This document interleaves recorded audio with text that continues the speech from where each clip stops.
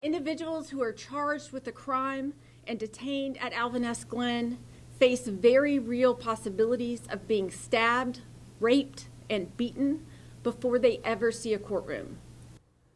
A bombshell report released today about conditions inside the Richland County Jail. The U.S. Justice Department says there's a, quote, culture of violence inside the Alvin S. Detention Center. A year-long investigation documenting stabbings, assaults, jailbreaks, and deaths on the county's watch. Now, in the DOJ's more than 30-page report, officials making it clear the jail is violating the constitutional rights of the people housed there when it comes to safety and security.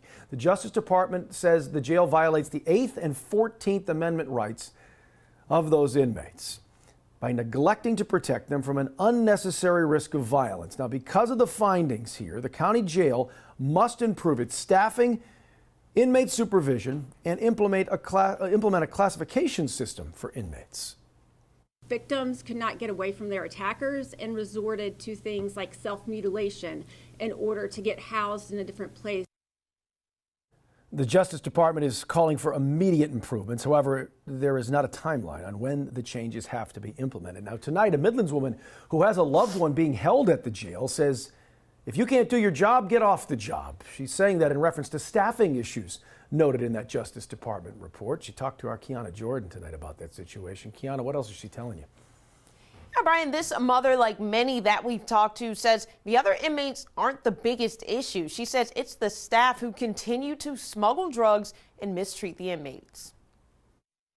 They don't want to look at the officers and believe that these officers are doing this. Anita Williams says violence against a loved one at the Alvin S. Detention Center could escalate, not only because of inmates, but what she calls corrupt officers. She says conditions are inhumane. They refuse to give them mattresses, put them in a dorm with the door wide open, wouldn't give them blankets, put them in a cell that had poop all in the toilet. According to the Richland County Sheriff's Department, there have been 69 incident reports filed in 2024 from the county jail.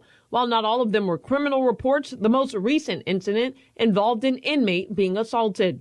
Our investigation has revealed that these incidents are not isolated. On Wednesday, the U.S. Attorney for South Carolina, Adair Burrows, released the findings of a more than year-long Justice Department investigation. Those findings include an inmate killed during a Facebook live stream and staff finding out from people on the outside. Also, the rape of an inmate on at least 4 occasions by several different inmates, which the jail did not respond to. If you can't do the job, get off the job. And in 2023, the State Department of Corrections also stepped in, threatening to close the jail if changes weren't made.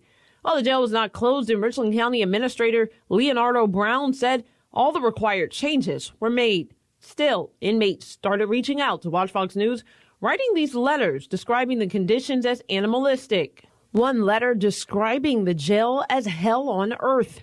Another of the letters confessing to have seen corrupt behavior among the CEOs, reading in part, "When I told staff, I started getting mistreated."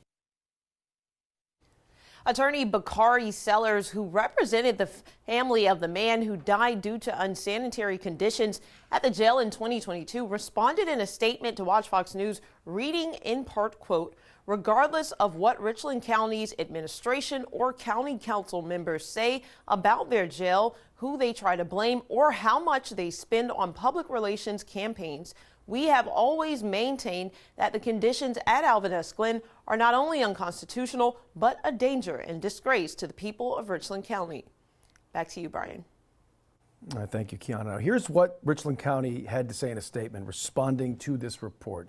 In part, quote, "Many facts as presented in the report are outdated and do not reflect current conditions at the facility today. We are unwavering in our confidence in the significant changes we've implemented, which is why we invited the Department of Justice to tour last month and see firsthand the more than $30 million in renovations completed or still in progress." If you want to stay up to date with this story and much more, subscribe to our Watch Fox YouTube page. Be sure to like, comment, subscribe, and click the notification bell so you never miss an update.